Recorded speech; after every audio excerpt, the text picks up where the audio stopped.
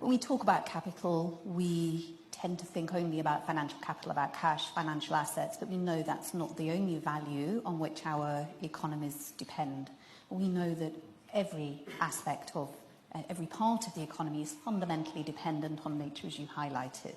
The air that we breathe, the water we drink, the soil, the oceans that we need for the food that we need to consume, the minerals that we need as inputs to technology and to infrastructure. And without these forms of value, these forms of natural capital, we won't have economies. They are the fundamental building blocks of our economies. But the ways, as you said, the ways in which we have grown our economies, our models of economic development, have been incredibly successful for global prosperity. But the unintended consequences of current models of growth are simply not sustainable on a finite planet.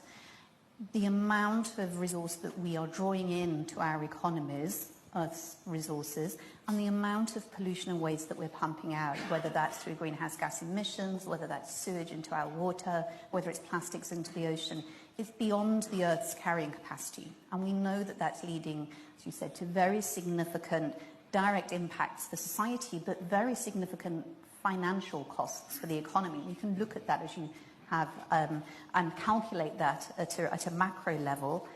But the way that that's showing up as we're breaching these boundaries and breaching these limits and undermining nature is showing up in very practical ways that are showing up for financial risk for institutions.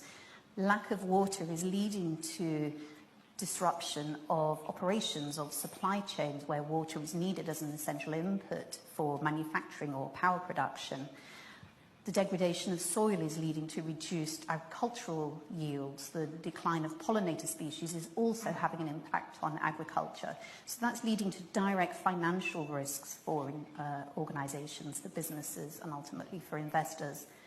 And as you said, ultimately the reason for this is at the moment the way that decisions are made on an everyday level within businesses and financial institutions is because we're looking only at financial data, financial metrics that are not factoring in nature. Nature is treated within the economy as though it's unlimited and predominantly as though it's free. And the risks and harms are simply not costed in financial terms. We can cost them at a macro level. They're not costed into day-to-day decision making.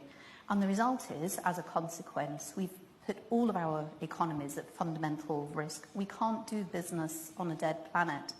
If we're going to protect natural systems, one of the solutions is to bring nature onto the balance sheet, to bring nature into the ways that decisions are made within business, to allocate a value to it and to bring it into accounting and financial mechanisms.